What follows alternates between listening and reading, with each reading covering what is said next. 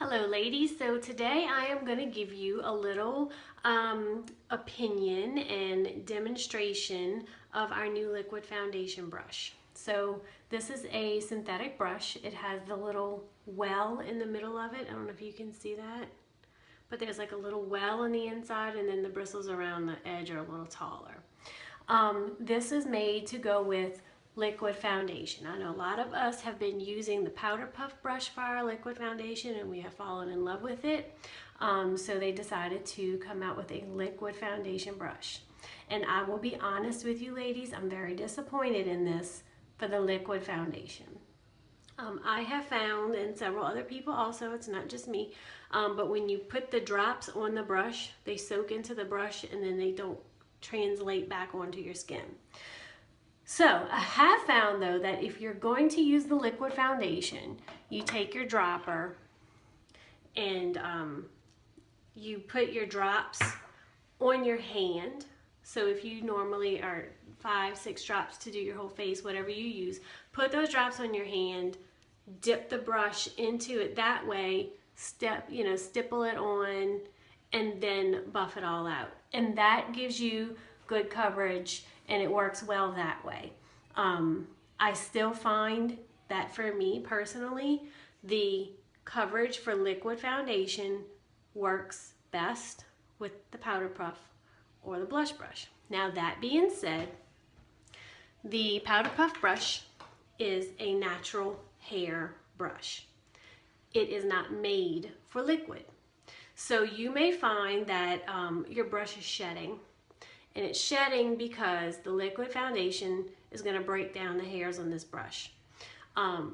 So if you're going to continue to use this brush for your liquid foundation, my advice to you would be to keep it clean as possible. So you should be cleaning your brushes at least once a month, every 2 weeks. You might want to start cleaning them weekly to make your brush last for as long as possible. Because that is why your brush is shedding, because you're using liquid foundation on it. And this is not made for liquid foundation. Liquids go on a synthetic brush like this one. So what I have found out about this liquid foundation brush is I love to use it with the BB cream, okay?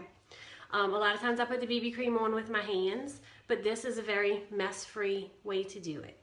I also like when I use the BB cream, I put it on with, I mix it with the concealer, so it gives more coverage that way. So what I do is I take it and I just kind of put it around the edge, and then I take my concealer and I just kind of do my little line of concealer. You can put as little or as much concealer as you need to cover, okay? And then I just start lightly dotting that everywhere, and then just start working it in.